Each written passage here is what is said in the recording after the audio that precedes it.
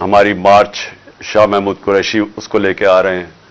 और फिर मर्दान के अंदर, तो मर्दान भी आज हमारे लोग मोबिलाइज्ड हैं और अवाम पिंडी की तरफ मार्च को लेके आ रही है। तो मैं सबसे पहले सारी अपनी कौम को, आप सबको बताना चाहता हूं कि ये मार्च क्यों है, ये हकीकी आजादी की मार्च हम क्यों कर रहे हैं। सबसे पहले कि हम ये मार्च इसलिए कर रहे हैं कि इस मुल्क के ऊपर जो चोर मुसल्लत किए हुए हैं, जिनको एक साजिश के तहत हमारे ऊपर बैठाया गया है, जो 60% से ज्यादा जो हमारी कैबिनेट है वो जमानत पे है, और जो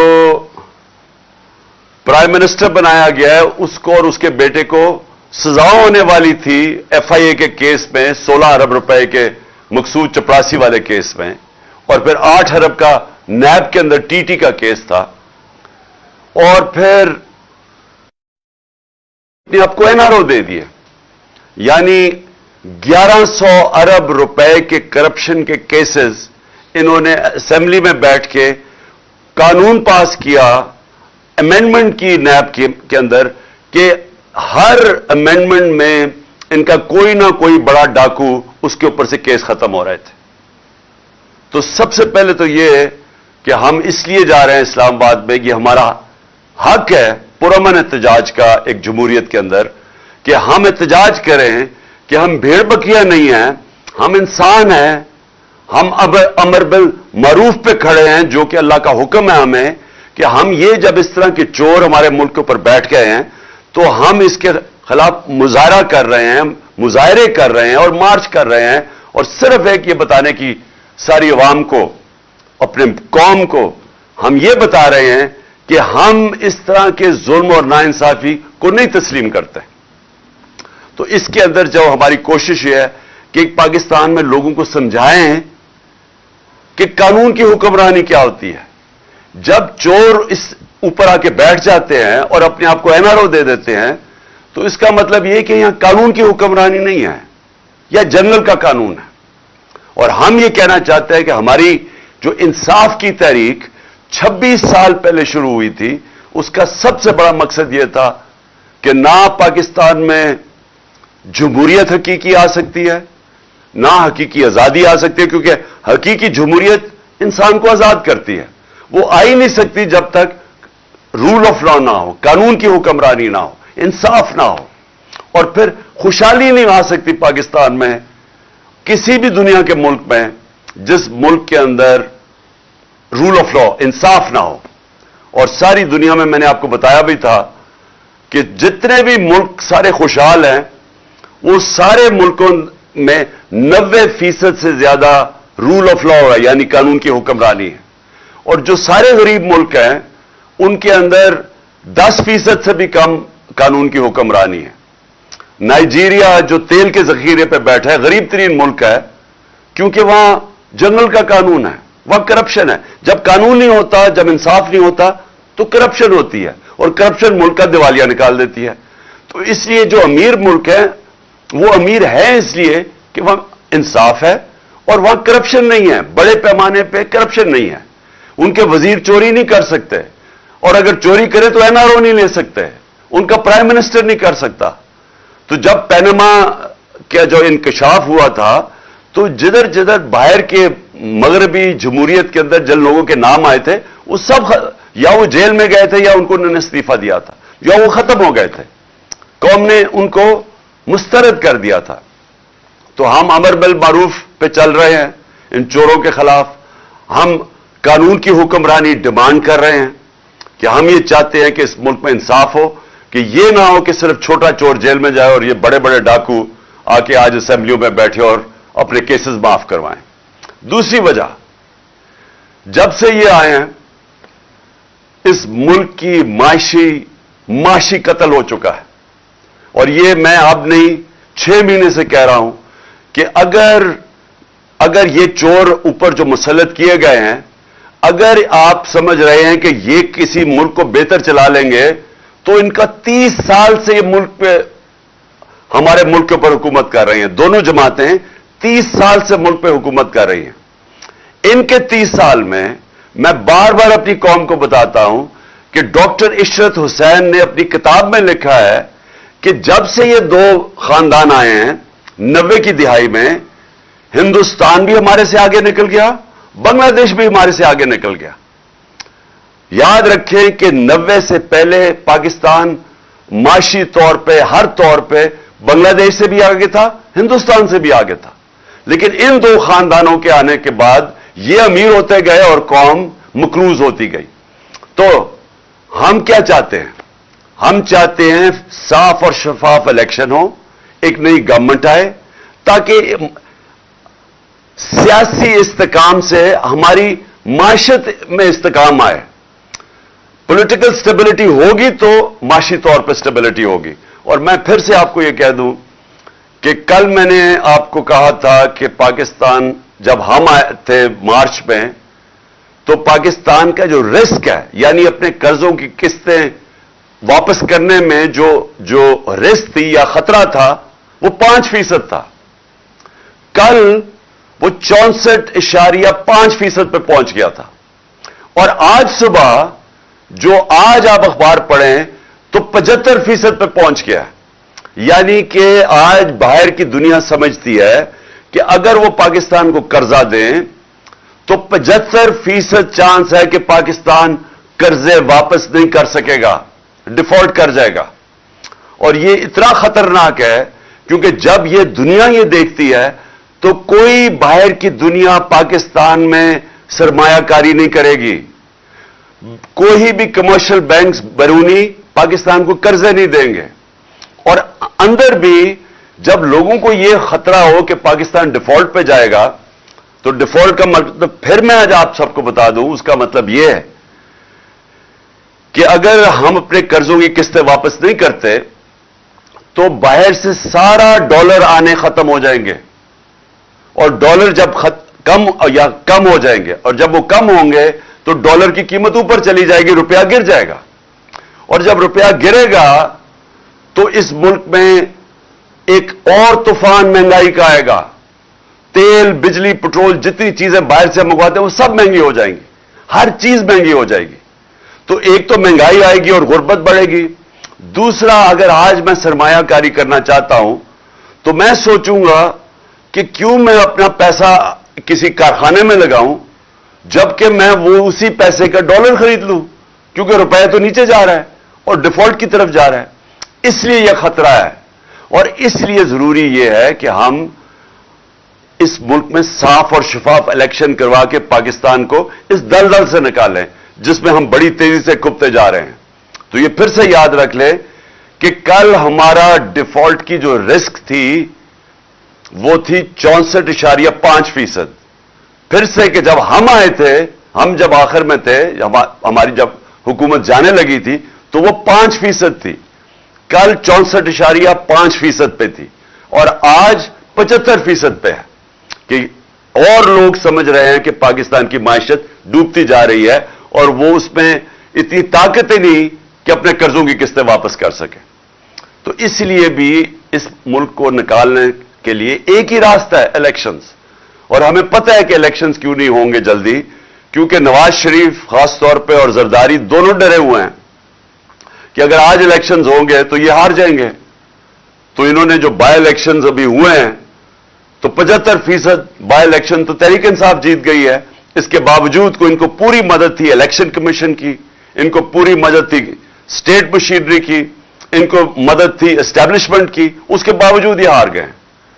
तो आज ये डरे हुए हैं कि अब इलेक्शन में हम कैसे जाएं। लिहाजा अपने आप को बचाने के लिए ये मुल्क को तबाही की तरफ लेके जा रहे हैं।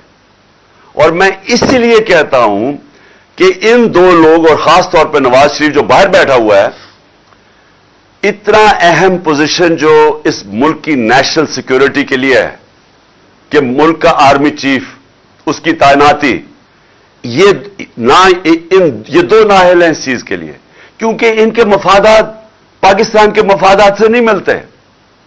नवाज शरीफ तो बाहर बैठा हुआ है, पैसे बाहर हैं, बच्चों ने बरतानिया पासपोर्ट ले लिया है, इनके बड़े बड़े महलात हैं, ان کی بزنسز باہر ہیں.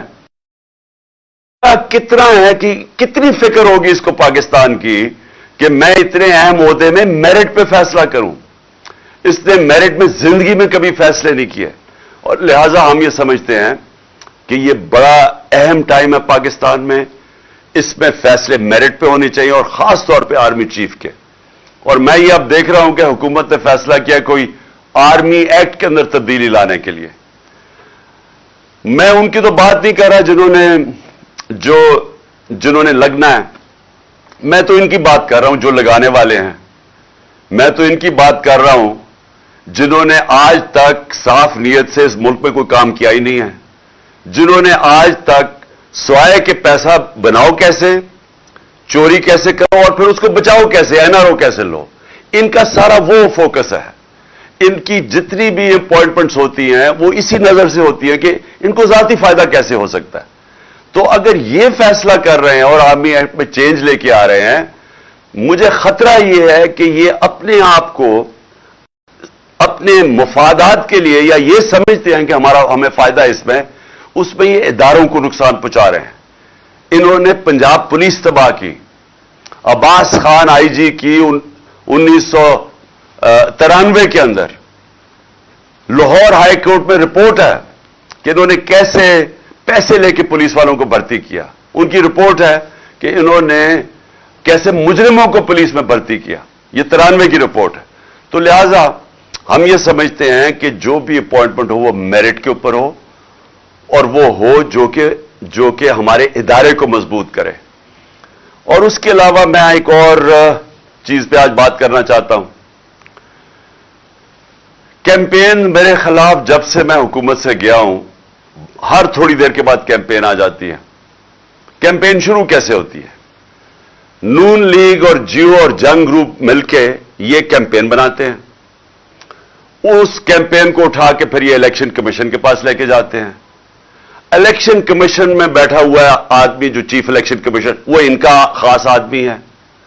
وہ ان کے ساتھ مل کے پھر ہمارے اوپر فورن فنڈنگ کیس مثلاً وہ لے آتا ہے, اور ہمیں میڈیا کے اندر برا بھلا کہا جاتا ہے کہ جی تباہ کر دیا انہوں نے, پکڑے گئے, اب پارٹی کو اب بین کر دیا جائے گا فورن فنڈنگ کیس کے اندر. اور ہم بار بار اپنی ساری صفائیاں پیش کرتے ہیں. ہم اپنی سارے جو فورن فنڈنگ کے اندر جو انہوں نے نام لیا تھا اس کے اوپر جن لوگوں نے ہمیں پیسے دیے ان کے نام دیتے ہیں. 40,000 کے جو ہمارے ڈونرز ہیں ان کے نام دیتے ہیں, اور یہ ہے 10 سال پرانی چیزیں. ہم سارا ریکارڈ دیتے ہیں. اس کے باوجود وہ کوئی نہ کوئی چیز اٹھاتے ہیں, FIA کو ہمارے اوپر چھوڑ دیتے ہیں, کسی طرح ثابت کرنے کی کوشش کرتے ہیں کہ انہوں نے کوئی غلط کام کیا. تھوڑی پہلے پروپیگنڈا کرتے ہیں, پھر کہتے ہیں کہ جی پھر پتہ چل رہی ہے یہ فورن فنڈنگ تو تھی نہیں, اب جی پروہیبٹیو فنڈنگ آ گئی ہے, اور اس کے بعد وہ کیس اپنے پاس رکھ لیتے ہیں. تو پہلے تو وہ چلتا رہتا ہے, اور پھر یہ توشہ خانہ سامنے آ جاتا ہے, وہی الیکشن کمشنر اس کو اٹھا دیتا ہے. یہ نہیں پتا کہ نیب کے اندر کیس پڑے ہوئے ہیں نواز شریف, یوسف رضا گیلانی اور آصف زرداری کے. 4 گاڑیاں انہوں نے نکالی, 4 بڑی بڑی مہنگی گاڑیاں توشہ خانہ سے نکالی. وہ نیب میں کیس ہے, اور کب ہے؟ 10 سال پرانا کیس ہے, اور وہ کیس پڑا ہوا ہے. ان کو کوئی نہیں پوچھتا. وہ بالکل غیر قانونی ہیں, کیونکہ آپ گاڑی نکال ہی نہیں سکتے توشہ خانہ سے. مجھے بھی ایک گاڑی ملی تھی, آپ نکال ہی نہیں سکتے. اور جو نکال سکتے چیزیں اس کا ریکارڈ ہوتا ہے, آپ پیسے جو بھی اس کی فارمیلٹی ہوتی ہے. اب انہوں نے توشہ خانہ اٹھایا ہوا ہے. میرے وکیل نے ان کی ساری چیزیں آیا, ایک ایک چیز کا جواب دیا. اب انہوں نے ایک نیا کام کیا. کل انہوں نے وہی جو کمبینیشن جیو نون لیگ, اور اس کے بعد انہوں نے ایک فراڈ کو پکڑا. یعنی اگر آپ نے کوئی غلط کام کرنا ہے تو اس میں بھی کوئی عقل ہونی چاہیے. لیکن یہ اتنے بیوقوف ہیں, کیونکہ مجھے جرائم پیشہ لوگ ہیں یہ. انہوں نے بیٹھ کے جس آدمی کو لے کے آئے, وہ سوشل میڈیا نے سارا بتا دیا کہ وہ ایک بھاگا ہوا ہے ناروے سے, اس کے اوپر کتنے کیسز ہیں, اس نے پاکستان کی FIA نے اس کے اوپر کیسز تھے, یہاں مانگنے کی کوشش کی. یعنی اس کی پوری تاریخ ہے. اس فراڈ کو انہوں نے کہا کہ جناب پورا ایک پروگرام کیا کہ اس نے کہا جی عمران خان کی گھڑی اور اتنی مہنگی بک گئی. اور میں ان کی عقل پہ حیران ہوں کہ وہ سارا کیس، وہ جو رسید ہے وہ تو پڑی ہوئی ہے توشہ خانہ کے اندر، یعنی کتنی گھڑی بکی ہے، وہ سب کچھ ہے، ریکارڈ اویلیبل ہے، اور انہوں نے پورا پروپیگنڈا کیمپین کی. تو میں نے فیصلہ کیا ہے کہ میں پہلے میں نے تو اس کے اوپر بھی کرنی تھی، فورن فنڈنگ کے اوپر بھی. اس الیکشن کمیشن نے میرے پر ڈالا کہ عمران خان کو پتا ہوتے ہوئے کہ یہ غلط فنڈنگ ہے، اس کے باوجود اس نے اس کی اجازت دی. میں تو اس کے اوپر بھی، اس کے اوپر الیکشن کمیشن کے اوپر میں نے ہرجانہ کرنا تھا. لیکن میں آج افسوس سے یہ کہنا مجھے پڑتا ہے کہ ہمارا جو انصاف کا نظام ہے اس میں مجھے امید نہیں ہے کہ مجھے کوئی ملے گا، انصاف ملے گا. لہذا اس باری میں نے کیا کیا، میں یہ جیو گروپ کے خلاف لندن میں اب کیس کر رہا ہوں. میں نے وکیل سے بھی بات کر دی ہے. میں اس کے اوپر لندن میں کیس کروں گا، اور وہ اس لیے کروں گا کہ میں وہاں لندن میں ہماری رجسٹرڈ چیریٹیز ہے جس کا میں سربراہ ہوں، نمل یونیورسٹی اور شوکت خانم کی، اور کیونکہ انہوں نے یہ وہاں بھی چلتا ہے تو ادھر میں اب ان کے اوپر کیس کروں گا کہ یہ جو میرے اوپر انہوں نے جو میری کردار کشی کی ہے، اب یہ وہاں جواب دے گے، کیونکہ ہم پیسے اکٹھے کرتے ہیں شوکت خانم کے لیے اور نمل کے لیے. تو لہذا میں لندن میں بھی کیس کروں گا. یہ جو شخص ہے، یہ جو فراڈ ہے، اس کے اوپر میں دبئی میں بھی کیس کروں گا، اور ان کے اوپر، یہ جیو کے اوپر دبئی میں بھی کیس کروں گا اور پاکستان میں بھی کیس کروں گا. اور میں نے فیصلہ کیا ہے کہ اب ہم ان کو اس لیے عدالت میں لے کے جائیں گے کہ ہم ثابت کریں گے کہ ان کا جو طور طریقہ ہے، یہ جو جیو گروپ ہے، یہ اس ملک کے اندر پروپیگنڈا کرتا ہے. یہ جو جیو گروپ ہے، اس کا مقصد اس ملک کے اندر آزادی صحافت نہیں ہے. یہ اس کو اپنے میڈیا گروپ کو استعمال کرتا ہے، یہ ایجنڈاز کے لیے استعمال کرتا ہے. یہ جو انہوں نے آدمی کو پکڑا اور جو دبئی میں یہ جو سارا دبئی سے اور یہ جو پروگرام کیا ہے، اگر یہ دیانتداری سے صحافت کرتے تو ان کو پتا تھا کہ یہ فراڈ آدمی ہے. کبھی ایک آدمی، جس آدمی کی کریڈیبلٹی کوئی نہیں ہے، اس سے تم 10 دفعہ سوچتے ہو کہ اس سے ہی آپ اس کے نام پہ یہ پروگرام کر رہے ہو. تو اگر آپ ایمانداری سے صحافت کرتے، آپ کبھی ایسے گواہ کو نہیں لیتے. لیکن انہوں نے اس کو پوری طرح، اس پروگرام کو ایسے بنایا اس گواہ کو کہ جیسے واقعی یہ سچ ہے. تو اس لیے اب مجھے کم از کم برطانیہ کی عدالت کو تو مجھے پتا ہے، کیونکہ میں نے وہاں ایک کیس لڑا ہوا ہے، اور مجھے اتنا بھی پتا ہے کہ 2 ہمارے لوگوں کے اوپر جب انگلیاں اٹھائی گئی، اور اس میں سے ایک ہمارا جو وزیر تھا، اس نے لندن میں جا کے انصاف لیا. تو میں بھی انشاءاللہ ادھر اب ان کے اوپر کیسز کروں گا، تینوں جگہ کے اوپر. اور میرا جو آخر میں جو میری پھر سے اپنے سپریم کورٹ کے چیف جسٹس صاحب سے بڑی ریسپیکٹفلی، آنریبل چیف جسٹس سے پھر میں اپیل کرتا ہوں کہ 5ویں دن ہو گیا ہمارے سینیٹرز اور ہمارے پارلیمنٹیرینز کوشش کر رہے ہیں کہ کیس ہمیں انصاف ملے. اور انصاف کسے ملے کہ اگر پاکستان کا جو نمبر 1 انویسٹیگیٹو جرنلسٹ ارشد شریف، اس کے لیے ہمیں انصاف چاہیے، کیونکہ جو بھی ہوا پتہ چلانا چاہیے کہ کس نے دھمکیاں دی اور اس کو باہر بھجوایا، کیوں اس کی جان خطرے میں تھی، یہ کون سا اتنا بڑا ملک سے غداری کر رہا تھا کہ اس کی جان خطرے میں اور اس کو ملک سے باہر جانا پڑے. اور پھر کس نے پھر اس کوشش کی دبئی سے ان کو واپس لانے کی، تو اس کو کینیا جانا پڑا. یہ میں چاہتا ہوں کہ ہمارے سپریم کورٹ اس کے اوپر پوری طرح تحقیقات کرے، کیونکہ یہ صرف یہ نہیں کہ ایک پاکستان کا نمبر 1 جرنلسٹ اس کی شہادت ہوئی ہے، یہ سارے باقی صحافیوں کے لیے بھی اگر سپریم کورٹ ان کے ساتھ کھڑا ہوگا تو تب ہی وہ صحافی جو دیانتداری سے کام کرتے ہیں، جو ان کے ضمیر کی کوئی قیمت نہیں ہوتی، وہ تب ہی اس ملک کے اندر صحیح معنی میں اپنے آزادی صحافت ہوگی اور اپنے حق اور سچ کے لیے کھڑے ہوں گے. تو اس لیے میں سب سے پہلے تو یہ، اور پھر سے میں اعظم سواتی کا کہتا ہوں کہ یہ پاکستان کا سینیٹر ہے. ایک ملک کا سینیٹر سے اگر یہ ہوتا ہے جو اعظم سواتی سے ہوا ہے، اور یہی نہیں کہ جو اس کے اوپر تشدد کیا گیا اور ایک ٹویٹ کے اوپر. اور میں یہ دیکھ رہا تھا کہ اسلام آباد ہائی کورٹ میں ایک جج صاحب نے یہ کہا ہے کہ ٹویٹ کے اوپر آپ کسی کو بھی یہ نہیں کہہ سکتے کہ ملک میں کوئی بغاوت کرنے جا رہا ہے. یعنی اس نے بڑا اچھا میں داد دیتا ہوں کہ بڑا اچھا بیان دیا ہے. تو اس سے جو ہوا ہے ایک ملک کے سینیٹر سے, اور جس طرح پھر وہ جو ان کی وائف کے ساتھ جو ان کو ویڈیو بھیجی گئی ہے, یعنی اس طرح کی چیز اگر ہماری سب سے بڑا جو آخری جو لاسٹ ریزورٹ والا انصاف لینے والی جگہ سپریم کورٹ, اگر ہمارے چیف جسٹس صاحب سپریم کورٹ اس طرح کے اعظم سواتی جیسے آدمی کو, ایک سینیٹر کو, ایک نمبر 1 جرنلسٹ کو, اور پھر تیسرا ملک کا ایکس پرائم منسٹر, سب سے بڑی پارٹی کا جو سربراہ ہے, اگر ہمیں انصاف نہیں ملے گا تو اس کا مطلب تو اس ملک میں کسی کو تو اور کوئی چانس ہی نہیں ہے انصاف ملنے کی. عام آدمی تو کوئی سوچ بھی نہیں پھر سکتا کہ طاقتور کے سامنے جب وہ کھڑا ہوگا تو اسے انصاف ملے گا. تو یہ ایک ملک کے ڈیفائننگ مومنٹس ہیں, فیصلہ کن وقت ہے ہمارے ملک کا. اور اس لیے ہم ریکویسٹ کرتے ہیں کہ اس ملک کو حقیقی طور پہ آزاد کریں, انصاف دے کے. انصاف دیں گے تو قوم آزاد ہوگی. جب میرے پاس حقوق ہوں گے تو وہ مجھے آزاد کرے گا.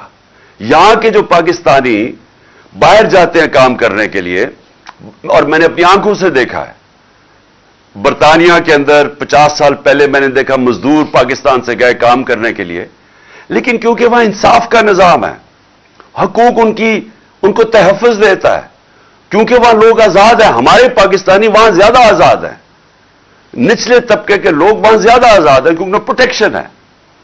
دیکھتے دیکھتے کہاں سے کہاں پہنچ جاتے ہیں, وہ خوشحال ہو جاتے ہیں, وہ ان کے بچے کوئی ڈاکٹر بن جاتا ہے, کوئی کچھ بن جاتا ہے, کیونکہ جو معاشرہ ہے وہ موقع دیتا ہے لوگوں کو اوپر آنے کے لیے, کیونکہ وہ انصاف دیتا ہے, وہ لوگوں کے حقوق کی حفاظت کرتا ہے. تو پاکستان میں بھی وہ وقت ہے کہ ہم اس ملک کو اب ایک آگے لے کے جائیں. یعنی یہ جو مشکل آج کل دور ہے اور یہ جو چور اوپر مسلط ہے, اس میں سے جو اس اندھیری رات میں سے یہ جو روشنی اب یہ ہے کہ شاید ہمارا انصاف کا نظام کام کرنا شروع کر دے, شاید ہمارا انصاف کا نظام کمزوروں کو تحفظ دے دے جب وہ طاقتور کے سامنے کھڑے ہوتے ہیں. اور یہی میں ہمیشہ کہتا ہوں کہ ہمارا ملک اسلام کے نام پہ بنا تھا. عظیم نعرہ تھا پاکستان کا, مطلب کیا, لا الہ الا اللہ, کہ وہ لا الہ الا اللہ جو انسان کو آزاد کرتا ہے, کہ جب وہ سوائے اللہ کے انسان جب کسی کے سامنے نہیں جھکتا وہ انسان آزاد ہو جاتا ہے. اور پھر جو قانون ہوتے ہیں اسی لا الہ الا اللہ کا جو فلسفہ ہے وہ پھر انصاف اور عدل اور انصاف کے قانون وہ پھر انسان کو پروٹیکٹ کرتے ہیں, آزاد کر دیتے ہیں. تو ابھی تک تو انصاف نہیں ملا اس ملک میں لوگوں کو, اور اسی لیے ہم آگے نہیں بڑھ سکے, اس لیے ہم مقروض ہیں, اس لیے ہم دنیا میں باہر قرضے مانگتے پھرتے ہیں. اس لیے آج یہ جو 75% پاکستان کی اب رسک فیکٹر بن گیا ہے کہ ہم اپنے قرضے نہیں واپس کر سکتے. تو یہ وجہ یہ نہیں ہے کہ ملک میں وسائل کی کمی ہے, وجہ نہیں ہے کہ ہمارے لوگ ٹیلنٹڈ نہیں ہیں, یہ باہر جا کے بڑے بڑے کام کرتے ہیں. وجہ یہ ہے کہ پاکستان کے اندر حقیقی آزادی نہیں ہے, کیونکہ عدل اور انصاف نہیں ہے. تو اس لیے چیف جسٹس صاحب ساری قوم آپ کی طرف دیکھ رہی ہے, اور میں اور قوم کو آج کہتا ہوں کہ انشاءاللہ آپ سب نے تیاری کرنی ہے پنڈی کی, اور میں 1 یا 2 دنوں کے اندر آپ کو بتا دوں گا کہ وہ کون سا دن ہے جب ہم سب پہنچیں گے پنڈی, اور انشاءاللہ پھر وہاں جا کے اگلا اپنا پلان ہم کریں گے. لیکن جو بھی ہمارا پلان ہوگا وہ پرامن ہوگا, وہ آئین کے بیچ میں ہوگا, ہم کسی قسم کی قانون کی خلاف ورزی نہیں کریں گے, ہم ساری وہ چیزیں کریں گے جو کہ ہمارا آئین ہمیں اجازت دیتا ہے. پاکستان